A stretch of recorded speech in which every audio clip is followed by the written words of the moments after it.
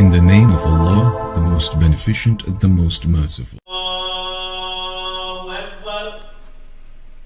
La ilaha illallah.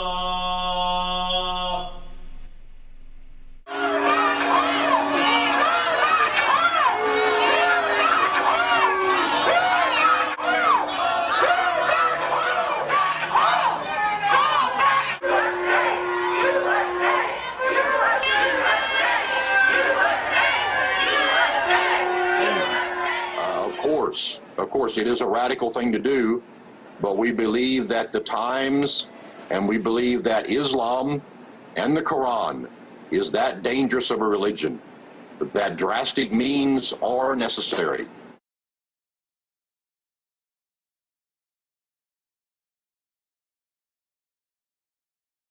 Muslims eat meat? Some meat? No, they don't. They don't eat meat. Not at all. Oh, maybe only some? Maybe what would be considered kosher? I'm not entirely sure, but I would not put it against them. Yes. Lambs? Chicken? As long as it's halal, which means they like pray to it, I guess. Is Jesus a part of Islam? No. No, not at all. How about Abraham? Yes.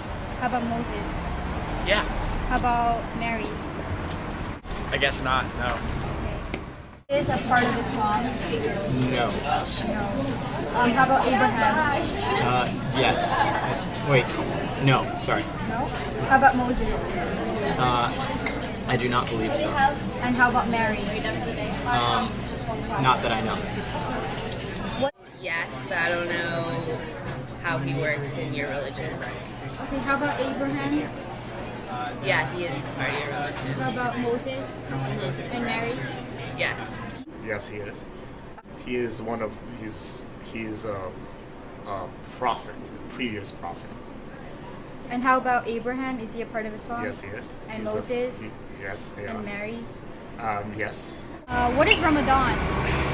Ramadan, I believe, is a 30-day period in which Muslims fast during the day and then are permitted to eat during the night. All I know is that you fast during the day and then I think you get to eat like in the middle of the night or like early in the morning or something like that. Is that right?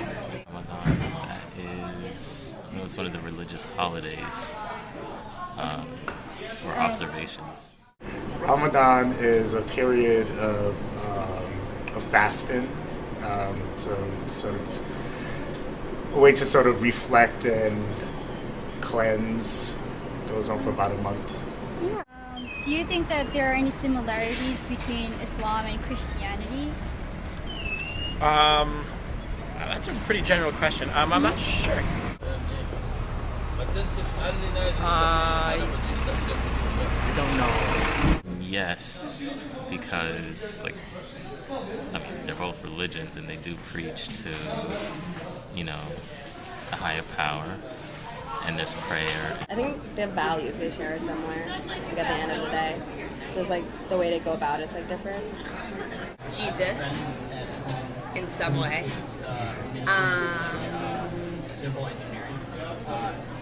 That's pretty much all I know. Does the Quran endorse violence? I'm gonna be honest.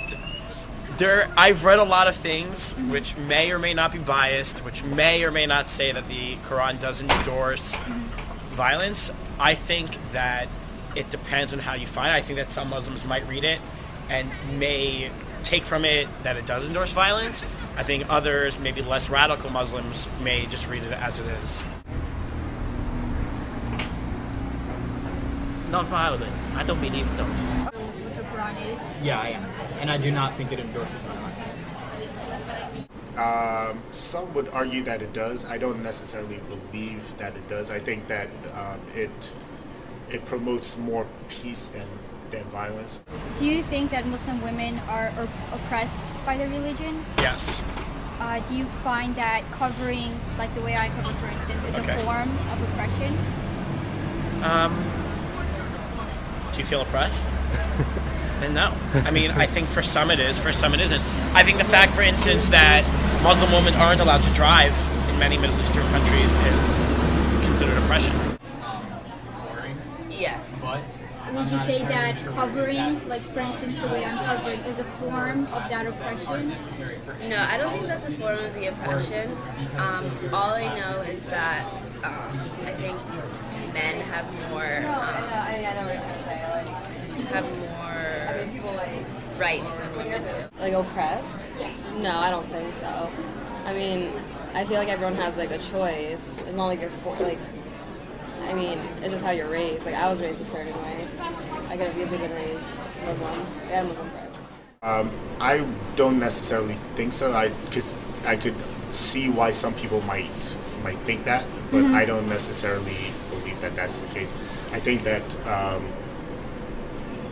some women that do cover see it as a sign of their devotion to their faith, as opposed to something that's negative or that's oppressive, and they actually see it as a sort of liberation. Do you think that Islam privileges men over women? Privileges men? Yeah. Yes. How so? Yes. Going back to what I said about driving, just in terms of, what women, for instance, are allowed to do in society. I know that punishment on women is a lot harsher than it is on men. I've lived in, I'm pretty sure there are a lot of businesses that men are allowed to practice in that women are not. Women are generally, especially like in the Middle East, men are the ones that go out, they do all their business. I know there is actually one Palestinian woman which sits on the Knesset in Israel, but besides her, I'm not aware of any powerful Muslim women. Does Islam privilege men?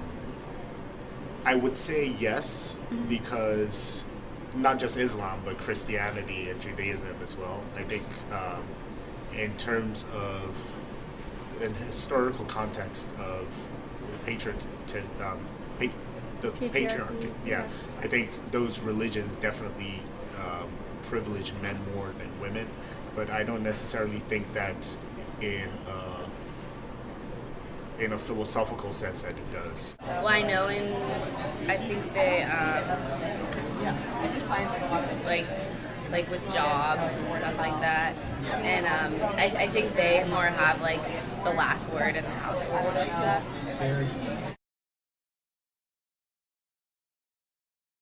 What do you believe your image is as a Muslim in the media? A negative one. It's negative? A very negative portrayal of Muslims, one that dehumanizes them. So they can get the public behind a lot of our very dehumanizing foreign policies to justify their wars in Afghanistan and different places. So by vilifying Muslims at home, we can, in a way, justify our violence against Muslims abroad. You know what I think it is? I think they're mainly being portrayed as outcasts. Someone who can never fit in. Someone who can never fit in with the American culture, the American society. And I think that's wrong. Muslims in general, I think, are just portrayed as being violent and oppressive, and it's just unfortunate, really, because when you really get to know a Muslim, they're not really like that. Terrorists. Could you maybe elaborate more? Well, pretty much just like from all the Al-Qaeda, just anything you see, just a terrorist, someone who, just based off the stares we get, just, different, not someone accepted into society. I think there are multiple images, so it's kind of a tough question to answer. As far as it goes with the conservative side, Islam might be seen as something that's a little bit more of a threat to the Western world, and with other people who are, I guess, leftist or central, as far as their political views go, they probably see Islam as something that's not as aggressive. It's just a religion, just like any other religion that's out there. How do you feel about covering? Because you obviously do wear the hijab. I feel absolutely fine. I feel I can do anything a normal person can do. It doesn't constrain me. It doesn't restrain me. I feel liberated. I feel modest. I feel pious. Cool. It's not for any other human being. It's not for my mother, not for my father, not for my brothers. It's for me. It reminds me of my purpose, of who I'm worshiping and why I'm here. It was my decision. It wasn't forced upon me or anything. I feel like it definitely defines who I am as a person. So it's part of me. So I'm actually very proud of like being able to cover and just walk around, and just like, you know, express myself in this way. So, do you feel that Islam gives more rights to men? Oh no. I'm a woman in gender studies major. Do not get me started on that. No, definitely not. Oh no. I'm actually taking a women in Islam class right now, and it just keeps reaffirming my previous theories. No, we're equal. I don't think that Islam gives more privileges or rights to men. I think the issue that a lot of people have with this question or this topic is that they don't understand the difference between culture and religion.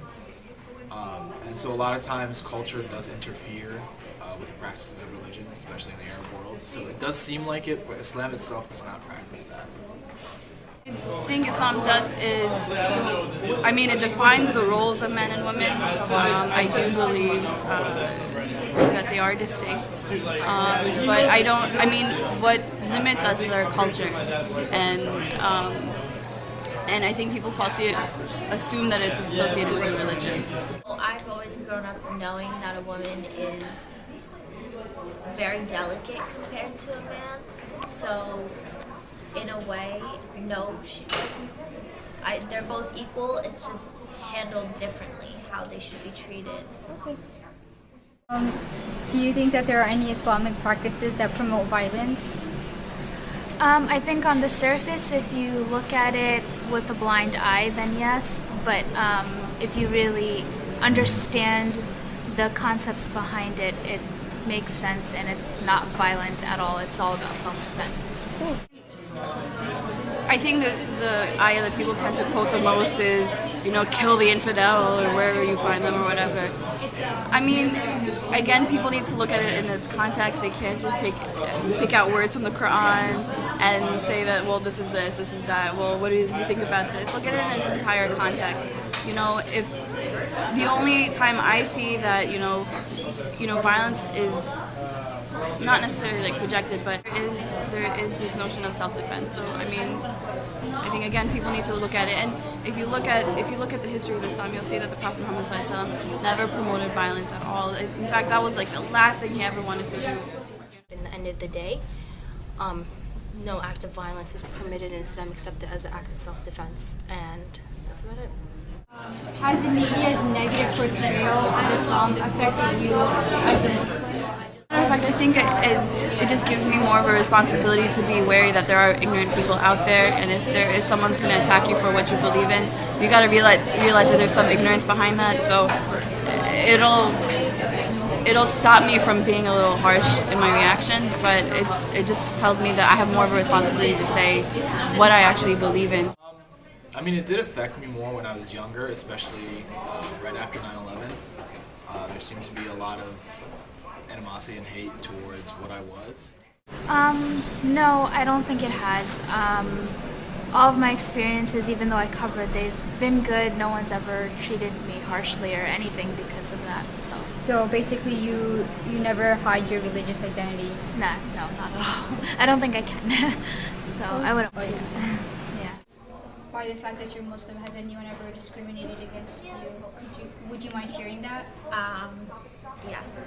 The worst one I've ever had was about, I think it was 3 summers ago. I was going to Algeria, so I was at Walmart with my mom and we were shopping, and this old man actually spit on me. Are you serious? Yeah, that was probably the worst. Other than that, people just say stuff. Yeah, I've definitely been, discriminated against. I feel like any minority, even non-minorities, are discriminated against because of their beliefs or their ethnicity. So, it happens to everybody, regardless of who you are or where you live. You'll get the occasional, dirty look on the road or whatever, but, alhamdulillah, I was one of the blessed ones that never got pushed or shoved. A family friend was murdered for being Muslim, so, oh, wow. Yes.